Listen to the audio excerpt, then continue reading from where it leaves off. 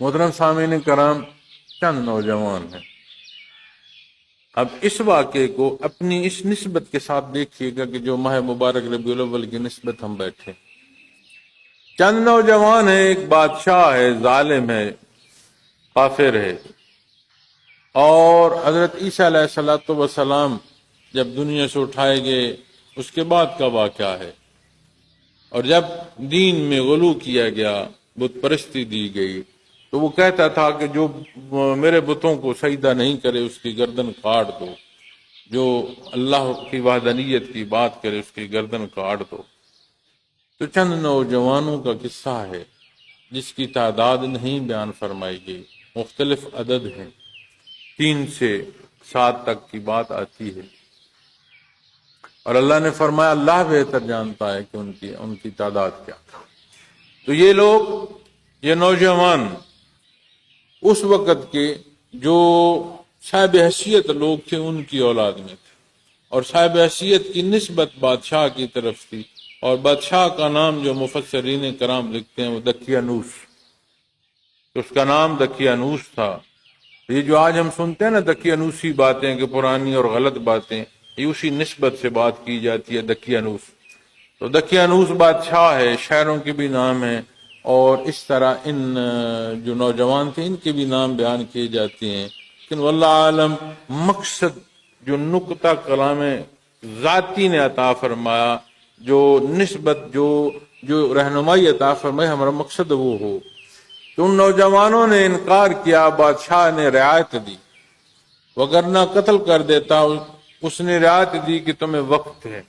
اس وقت سے انہوں نے یہ فائدہ اٹھایا کہ وہاں سے نکل گئے۔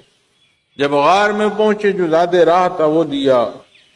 اس میں وہ مفسرین کرام اس کی طوالت میں بیان کرتے ہیں، مختلف پہلو بیان کرتے ہیں، لیکن روایات ہیں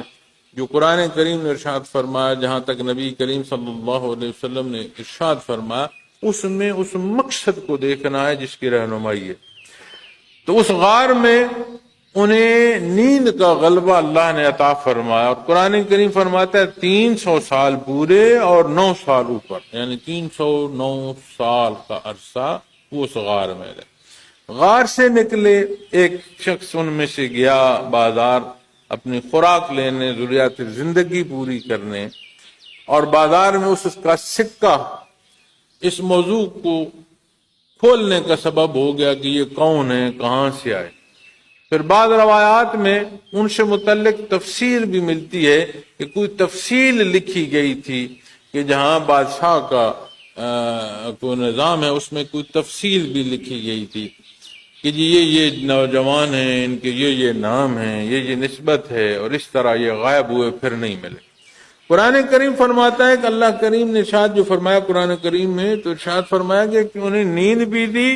اور اللہ کریم نے انہیں کروٹ بھی بدلاتے تھے۔ ان کے لیے جو سورج ہے اس کی حدت اور روشنی ان کی بقا کے لیے اللہ نے فرمائی، اور قرآن کریم فرماتا ہے کہ کوئی اگر دیکھتا تو ہیبت زدہ ہو جاتا، یعنی اتنا تحفظ عطا فرمایا۔ اور جہاں جنہیں اللہ نے ایمان عطا فرمایا ان کی نسبت کتا بھی سلامت ہے در پر، کتا در پر، کتا سلامت کس نسبت سے؟ وہ جو ایمان والے لوگ۔ تو جب وہ بات کھلی، اس وقت جو بادشاہ تھا وہ دیندار تھا، قوم میں تفریق تھی، مختلف پہلوؤں کے تعدادات تھے، کوئی برزخ کا منکر تھا، کوئی مرنے کے بعد جی اٹھنے کا منکر تھا، مختلف بحثیں چل رہی تھیں۔ تو وہ اس غار سے برآمد ہوئے، اور اس ملک کے باشندوں کو جنہیں 300 سال لگ بھگ عرصہ گزر گیا اس دقیانوس اور بعد کے بادشاہ، تو جو بعد کے لوگ آئے ان میں جو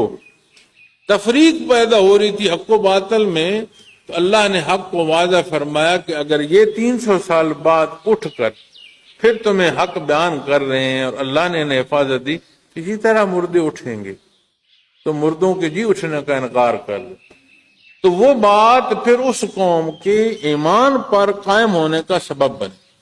اب جو نسبت ان نوجوانوں کی اسے غور فرمائیں کہ دنیا کے حالات اتنے سخت ہوئے کہ انہیں جان کا خطرہ لاحق ہوا، انہوں نے اپنا آپ اللہ کے سپرد کر دیا، جان کی پرواہ نہیں کی۔ اللہ جل شانہ نے اسی عالم آب و گل میں انہیں وہ تحفظ عطا فرمایا جو بالعموم واقع نہیں ہے، کہ وجود کی ضرورت خوراک ہے۔ 300 سال انہیں خوراک کہاں کیسے ملی، وجود کیسے قائم رہا؟ ایک جگہ لیٹے ہیں، کسی ایک شے، کسی ایک چونٹی نے ان کے وجودوں کو نہیں چھیڑا، اس میں کوئی تعفن پیدا نہیں ہوا، یہ ہر شے مالک کی ہے۔ تو مالک حکم دے تو آگ ٹھنڈی ہوتی ہے، اس لیے کہ مالک کے حکم سے آگ میں گرمی حدت ہے، اور مالک نے وقت کو توالد دی ہے، اسے محدود فرما دے۔ مالک نے وہ بقائے وجود کے لیے خوراک کا انتظام فرمایا، اس کے بغیر بقا کا ارشاد فرما دے وَهُوَ عَلَىٰ كُلِّ شَيْءٍ قَدِيرٌ۔ تو دیکھنے کی جو بات یا جو نقطہ عرض کرنا چاہتا ہوں وہ یہ ہے کہ آپ انہیں تو دیکھیں جو ایمان لے کے اپنے آپ کو اللہ کے سپرد کر لیں۔ آج جب بات امت محمد رسول اللہ صلی اللہ علیہ وسلم کی آئے، میں آپ کا چہرہ دیکھوں، آپ میرا چہرہ دیکھوں، پھر ہم سب مل کر کہیں کہ حالات کی روش ہے خیر، اسی میں بہہ جاؤ، اسی میں بہہ جاتے تو اصحاب کہف نہ کہلاتے، اسی میں بہہ جاتے تو اقوام عالم کی ہدایت کا سبب اللہ انہیں نہ فرماتا۔ تو بات جب ماہ مبارک ربیع الاول کی آتی ہے تو اس حق کو پہچاننے کی ضرورت ہے، اس درجے کو دیکھنے اور سمجھنے کی ضرورت ہے کہ اللہ کا حکم کیا ہے، نبی کریم صلی اللہ علیہ وسلم کا حکم